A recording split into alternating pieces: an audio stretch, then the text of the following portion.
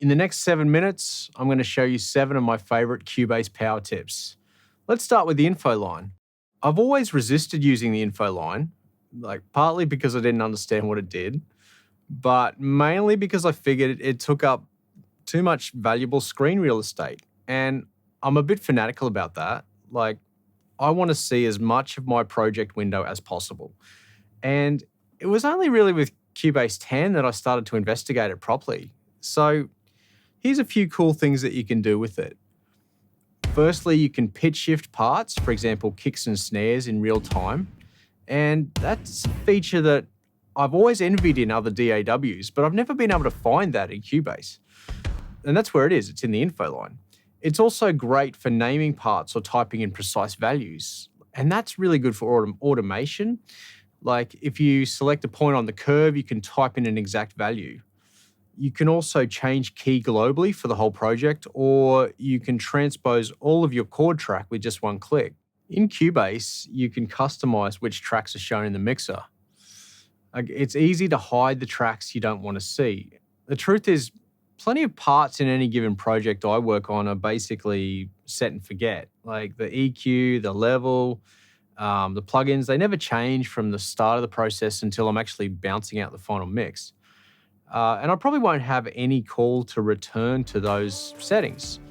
So it makes total sense to just hide those channels in the mixer and focus on what I'm still actually playing with. It means even in a project where I've got 200 tracks, I might only be looking at 10 or 15 channels in the mixer.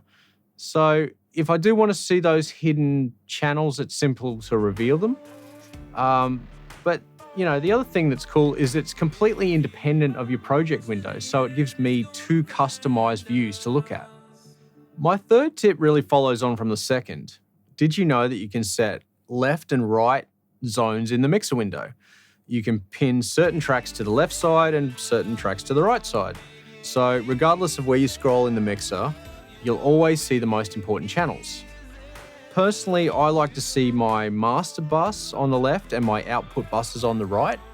But you might like to see your input buses on the left and keep the tracks that you, heavily automate on the right side. I think it's really about gradually working out what you tend to do in the mixer window and what you tend to do in the project window, then setting up your views to suit your workflow.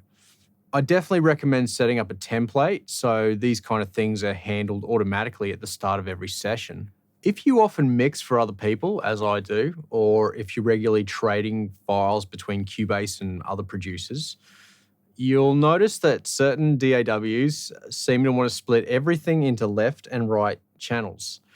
It's always been really painful for me to say import a synth part, which is really just one stereo file, as separate left and right stems. My standard process has been to import the 2 mono tracks, pan them hard left and right, and then send them to a group channel so I can finally treat them as one element. It's really annoying and it's a major workflow killer. So I'm glad there's now a feature in Cubase that allows you to combine 2 mono tracks into one stereo track. You can also do the opposite. You can split a stereo track into left and right components, which I occasionally do, say, if a mono track, like a dry lead vocal, has been exported as a stereo file. So lately, I've been leaning on the range tool a whole lot more, and it's been something of a revelation for my workflow. Because I do so much automation on group channels, I used to hate it when artists would request edits of the arrangement. Like, if they wanted to halve the bridge, I'd have to cut those bars out and then ensure all of my automation and tempo track information was also moved to the right spot. Now, this took quite a bit of surgery, and I would constantly forget to cut and paste various automation events. And that would create all kinds of weirdness down the road.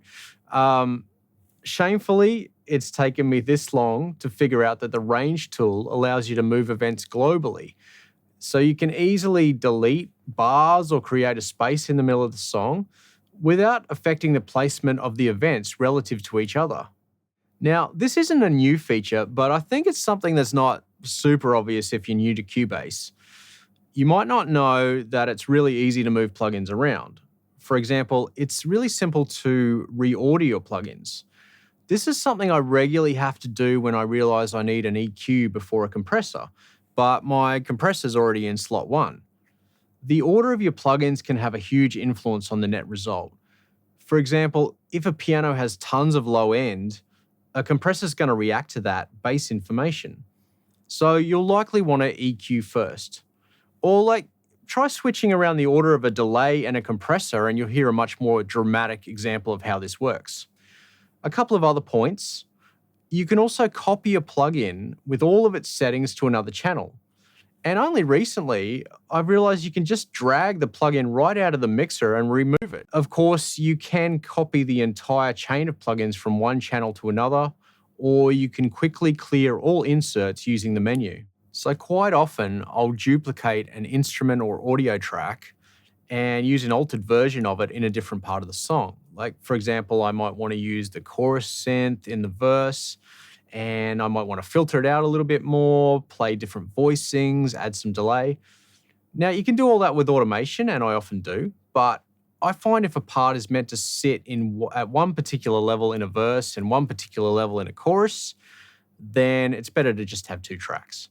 Up until recently, I would normally duplicate the track, then delete the MIDI or audio events, but this would often lead to mistakes where I'd forget to delete something, meaning a part would be doubled somewhere in the song and twice as loud as it should be. A handy feature is the macro called duplicate track without data. It creates a new track with all of the same settings as the original, but none of the events.